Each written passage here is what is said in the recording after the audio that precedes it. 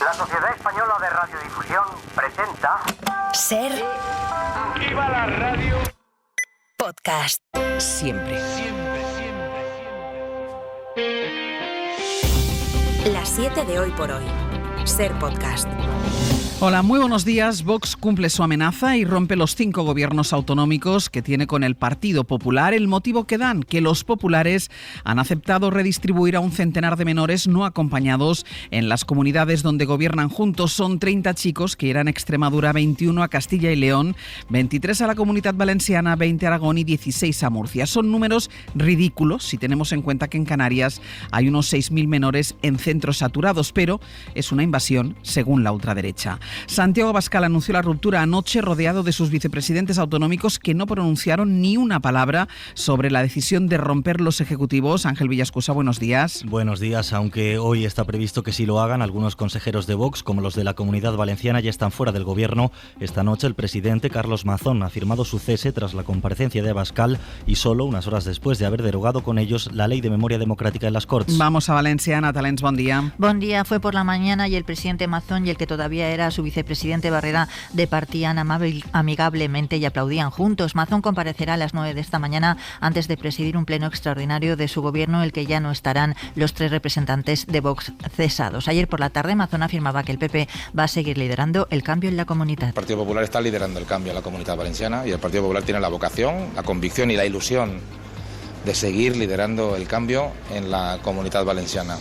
Por su parte, Llanos Massó, que es la presidenta del Corts, por el pacto entre Vox y el PP, señalaba en un mensaje que se afilió porque la lealtad, la coherencia y el respeto a la palabra dada tienen sentido en Vox. En Castilla y León, la primera comunidad autónoma en la que el PP pactó con la ultraderecha, el vicepresidente Juan García Gallardo de Vox va a comparecer también esta mañana. También lo hará el presidente Mañueco, aunque la Junta de Castilla y León en un comunicado ya ha acusado a Vox de anteponer sus intereses partidistas y ha recordado que en 2022 y en 2023 la comunidad ya aceptó el reparto voluntario de menores migrantes cuando Gallardo ya estaba en el gobierno autonómico. Radio Valladolid, Mario Alejandre, buenos días. Buenos días, lo aceptó, pero no lo aplicó, por ejemplo, en los 23 menores asignados el año pasado. La Junta dice que fue por problemas burocráticos. Se espera, como decís, una comparecencia esta mañana de Mañueco.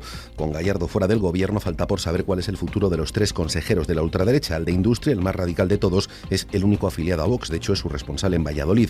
Los de Agricultura y Cultura, de perfil más bajo, no tienen, que se sepa, carne del partido. La gestión de los 3 comparte una escasa eficacia y muchas polémicas innecesarias. Mañueco en realidad afronta el futuro inmediato con cierta placidez. A mitad de legislatura gobernará en minoría, sí, pero tiene los presupuestos recién aprobados y desde el PSOE le han ofrecido en varias ocasiones apoyos a condición de romper con su socio. Veremos si los socialistas mantienen esa oferta a pesar de que haya sido el socio quien ha decidido la ruptura.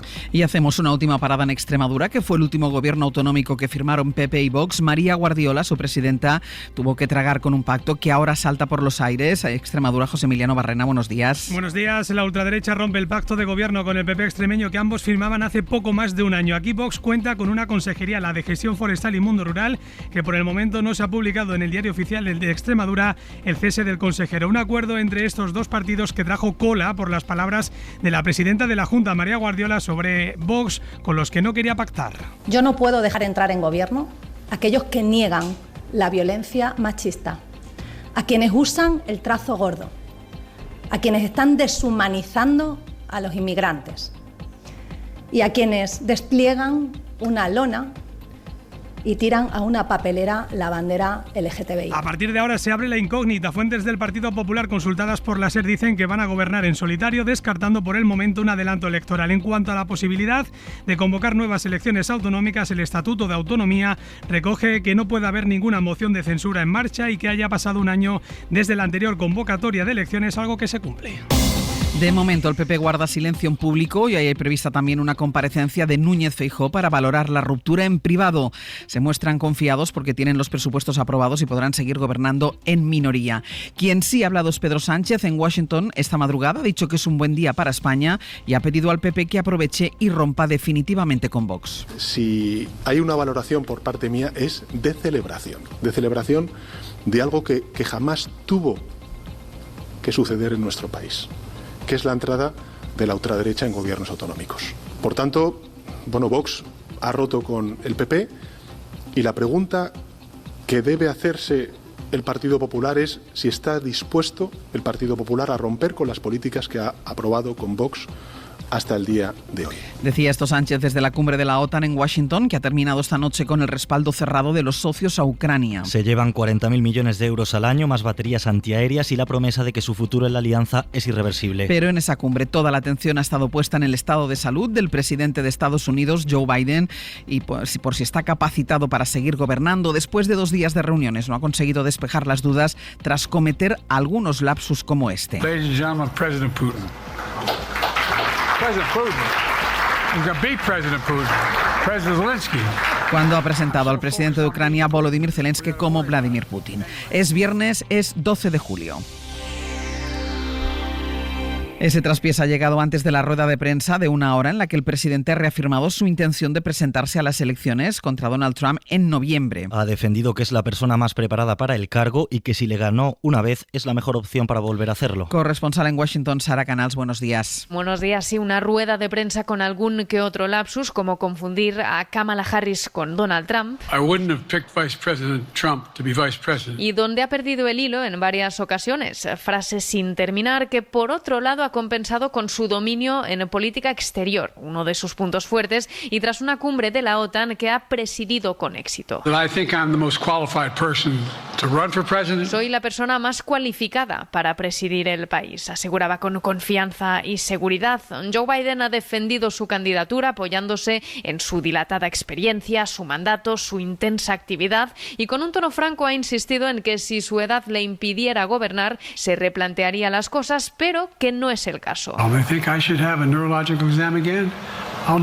Ha dicho que está constantemente rodeado de médicos y que si le aconsejaran someterse a una prueba neurológica, que lo haría sin problemas. Pero la gran pregunta es si esta intervención logrará dejar atrás la crisis que desató el debate. Entre los demócratas la división se hace más grande, con nuevos congresistas reclamando su renuncia, mientras que otros han salido a defenderlo por sus valores y su perfil estadista. En la cumbre anual de la Alianza, Biden se ha visto con varios de los 32 líderes. Una de las ausencias más notorias ha sido la del presidente húngaro, Viktor Orbán, a pesar de que ostenta la presidencia rotatoria de la Unión Europea. El líder húngaro, que durante la guerra ha puesto pegas a seguir ayudando a Ucrania, venía de haberse encontrado con el presidente Vladimir Putin en Moscú y con Xi Jinping en Pekín, los dos países que más preocupan ahora mismo a la OTAN. Si esas visitas no han gustado nada a los aliados europeos, tampoco han sentado bien en Washington. Pero con quien sí se ha visto Orbán en Estados Unidos ha sido con Donald Trump. Victoria García. No se ha visto con Biden en los aledaños de la cumbre de la OTAN, como suele ser habitual en estos casos, como presidente de turno de la Unión Europea que es, pero el ultraconservador Viktor Orbán sí ha encontrado un hueco para ir a ver a Donald Trump a su residencia de Florida. La mayoría de los países miembros de la Unión Europea ya han dejado claro que las maniobras políticas del primer ministro de Hungría, mientras ostenta la presidencia, no les representa. El último ha sido Olaf Scholz, el canciller alemán.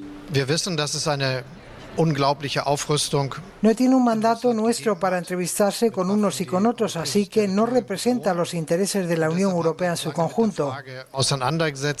Orbán, que podría enfrentarse a sanciones comunitarias, se ha visto con Putin y con Xi Jinping, además de con Zelensky. Asegura que está tratando de elaborar un plan negociador para acabar con la guerra de Ucrania. Exlíderes de unos 20 países han pedido esta semana un impuesto sobre las mayores fortunas del mundo. Amanda Mars, la directora de 5 Días, analiza esta propuesta que solo puede funcionar si se aplica en todo el mundo. Ya hay millonarios que la apoyan. El problema de subirle los impuestos a los ricos muy ricos es que, a diferencia del trabajador medio por cuenta ajena, estos pueden llevarse su patrimonio a cualquier lado para pagar menos. Ese es un argumento habitual para no hacer nada o hacer muy poca cosa por la equidad fiscal a partir de ciertos niveles. Por eso las medidas necesitan alcance global. Los países de la OCDE, por ejemplo, consensuaron un impuesto como un mínimo para las multinacionales del 15%. Ahora, una veintena de exlíderes mundiales, entre ellos los españoles Zapatero y Felipe González, han pedido a Estados Unidos y al G20 un gravamen adicional para las mayores fortunas. Hablamos de personas con más de 1.000 millones de patrimonio y de una tasa que asegure al menos el 2% de este.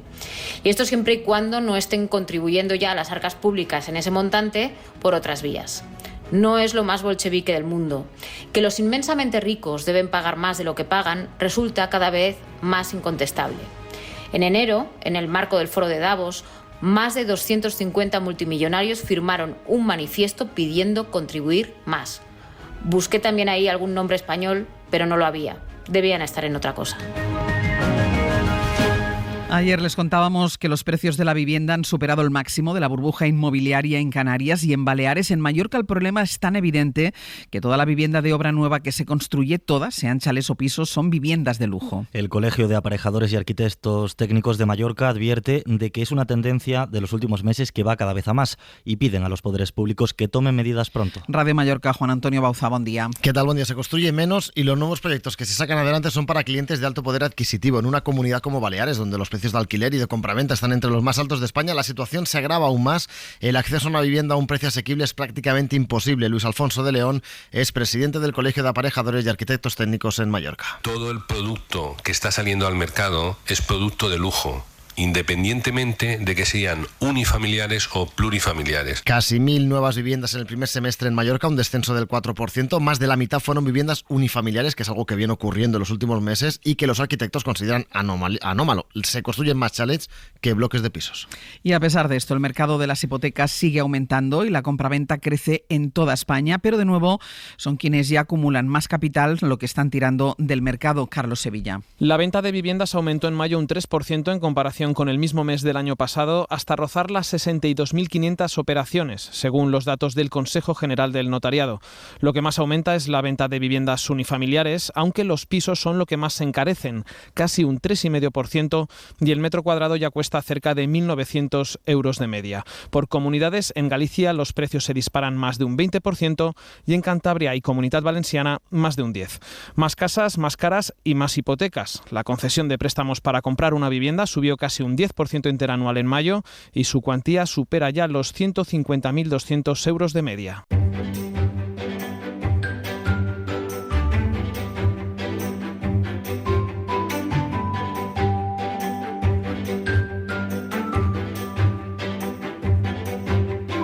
Vamos a repasar algunas noticias del ámbito local. Precisamente en Canarias está Agustín Padrón. ¿Qué tal? Muy buenos días. Hola, buenos días. Y también buscaremos alguna noticia en Aragón. En Radio Zaragoza está Mónica Ferré. Mónica, buenos días. Hola, buenos días. Agustín, la yamalmanía ha llegado incluso al Parlamento Canario. Sí, y además con dotes de evidencia. A ver. Te lo digo porque la vicepresidenta del Parlamento, Ana Oramas, el martes despedía el pleno antes del partido de la selección española, anticipando que Lamine sería el héroe de ese partido frente a Francia. Mira. Desearles a todos un buen partido de fútbol donde va a jugar Jamal, un niño que algunos hubieran devuelto y que esta tarde va a ser el héroe de muchos niños.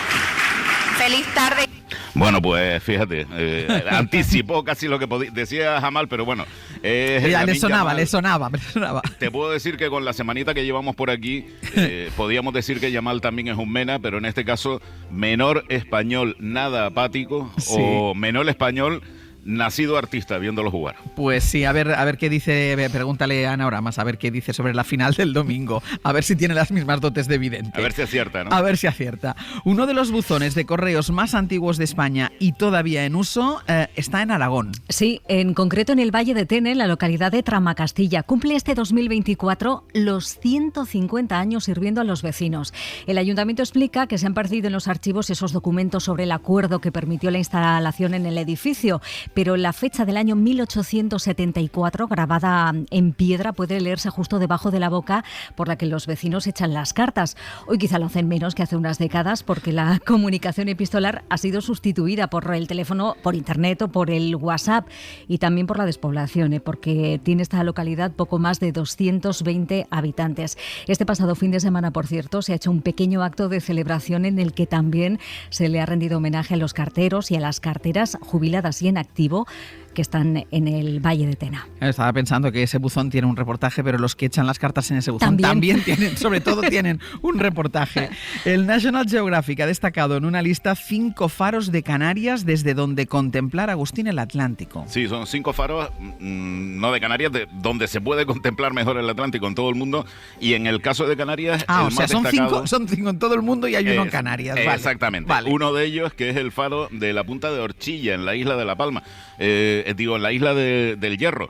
Es la última luz de Europa antes de meterse en medio del Atlántico para llegar hasta América. Era la última luz que veían todos los que se desplazaban hacia el continente americano, y además fue durante mucho tiempo el meridiano antes de que lo trasladaran a Greenwich. O sea, la última referencia que tenían los barcos antes de adentrarse en el océano, ¿no? La última luz que se veía de Europa y de Canarias, en este caso, y que de allí se ve el Atlántico.